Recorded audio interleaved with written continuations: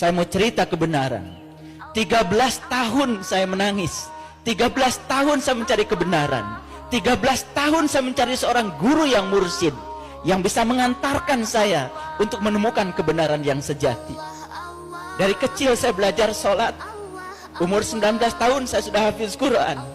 Karena bapak saya kiai. Semakin saya membaca Quran, semakin dalam membaca Quran, saya semakin tidak bisa tidur. Semakin gelisah batin ini. Katanya Allah ada bersama dengan kita, lebih dekat kepada kita daripada urut leher kita. Tapi kita belum bisa membuktikannya. Katanya Allah bersama dengan kita, tapi sholat saya selama itu tidak pernah bisa khusyuk. Rakaat demi rakaat dilakukan, tetapi apa yang saya ingat, apa yang saya sembah, saya tidak mengerti. Saya membaca Quran surat Al-Ma'un, Ara'aital ladzi yukadzibu biddin, celakalah para pendusta agama. Fazalikal ladzi yad'ul yatim, yang mentelantarkan yatim. Siapa yatim itu sesungguhnya? Dari kehidupan kita sehari-hari kita tahu yang namanya yatim adalah mereka yang tak beribu, yang tak berbapa. Tapi begitu saya membuka lembaran-lembaran kitab yang hakiki, ternyata yatim bukan yang tak beribu, tak berbapa. Bukan manusia yang namanya yatim. Yang tak beribu, yang tak berbapa bukan manusia. Setiap manusia yang lahir ke dunia pasti ada ibunya, pasti ada bapaknya. Betul? Cuman ada yang sudah meninggal, ada yang masih hidup. Siapa yatim itu sesungguhnya? Yang tak beribu, yang tak berbapa. Berarti yang yatim adalah yang tidak pernah dilahirkan. Siapa yang tidak pernah dilahirkan? Yang tidak pernah dilahirkan adalah jiwa kita. Yang tidak pernah dilahirkan adalah diri sejati kita. Itu yang tidak pernah dilahirkan. Itulah diri kita yang sebenarnya, yang ditiupkan langsung oleh Allah. Fa idza sawaituhu wa nafakhtu fihi min ruhi faqul lahu sajidin. Dan ketika aku telah selesai menciptakan tubuhmu, aku tiupkan ruhku. Itu yang yatim. Itu yang banyak ditelantarkan oleh kita. Salat kita cuma raganya saja. Jiwa kita di mana? Cipta kita di mana? Rasa kita di mana? Kita tidak pernah berhubungan dengan yang tiga, hanya berhubungan dengan raga saja. Lalu banyak rakaat yang dilakukan, tapi rakaat demi rakaat tidak membuat kesadaran kita semakin hari semakin bertambah.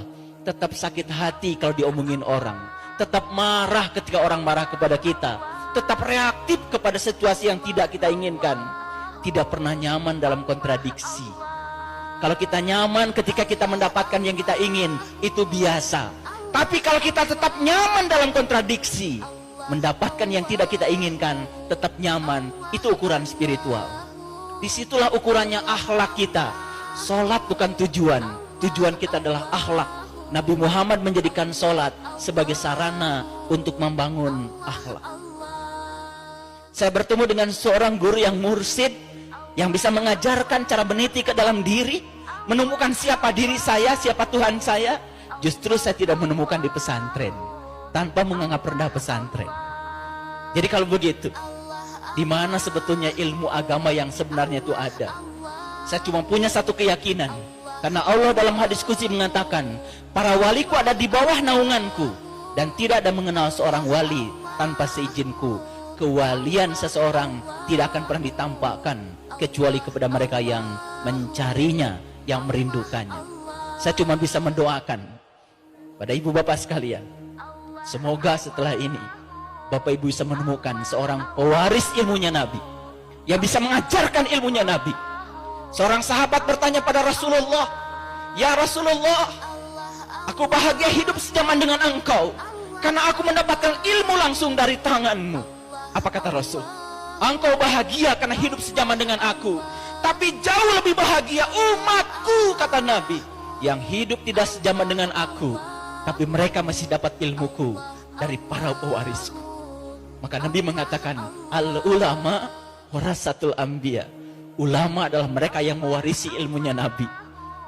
Di mana ilmunya Nabi sekarang? Subhanallah.